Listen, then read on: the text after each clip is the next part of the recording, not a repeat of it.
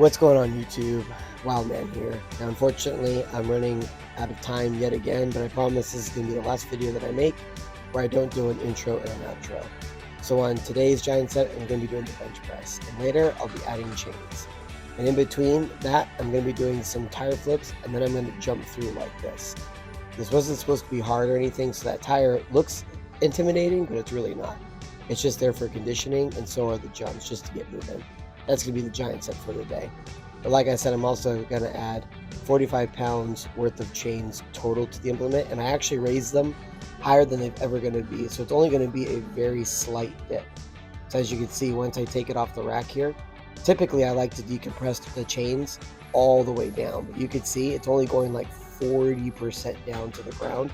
So I'm catching most of that weight in bulk, which I've never really done before. I usually like to measure them from a strap or a lighter chain and then have them decompress fully into the ground, so I know exactly how much it's going to weigh once it touches my chest.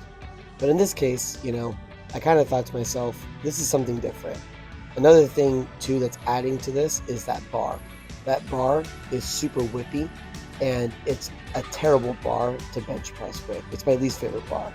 It's a great bar to clean and press with because it's so whippy, and to deadlift with, but definitely not to bench press with. It kind of rolls around in my hand a lot, which I really don't like.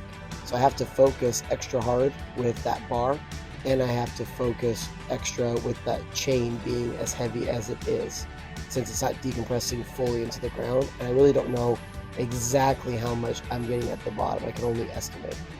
And I apologize for the fact that I'm not doing intros and outros or making this more entertaining.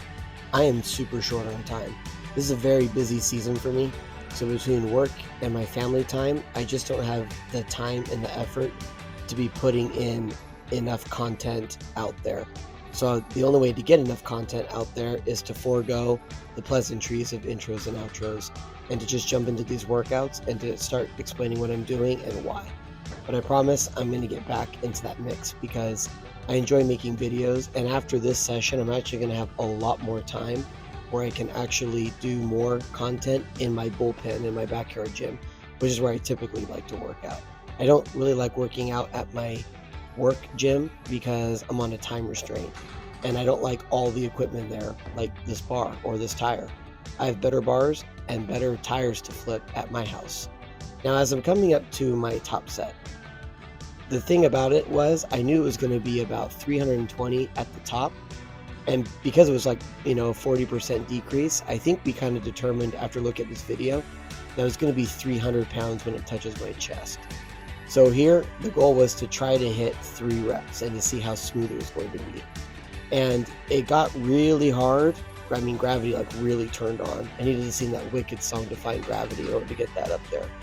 But it went. I was very happy since the chains are hanging a lot higher than they usually are. So that was almost bench pressing a true 315 for 3. So I was very happy with that. Now for the variation giant set, I was doing the strict overhead press out of the rack. If you saw my last video not too long ago, I was doing a push press out of the rack. But this time, I'm not using any legs whatsoever. I'm mainly just using my upper body and my legs and my posterior chain to just support the weight. But I'm using the same setup and the same exact technique to press like I did with the push press. I'm just foregoing the legs to really isolate those shoulders. And I continued with the same giant set format by doing the tire flip and the jump throughs, just to make sure that I was doing nice even numbers at the end of the workout. And the reason why I'm doing the strict press instead of doing like another bench press variation is because I looked at my end of the month chart and I realized that I was very short on bench and the overhead press. So I knew that if I did the strict press during my variation giant set, then I was going to be able to complete that nice round even number at the end of the month to make sure that I'm totally balanced. That way I don't get any weird impingements because something is not getting enough attention as the other major muscle groups and the small muscle groups as well. My shoulders were completely zapped. Let me tell you something right now. The bench press actually zapped my shoulders pretty bad. So typically I'm able to do a lot more weight than this, but because of my shoulders being zapped, this was the appropriate amount of weight to finish them off.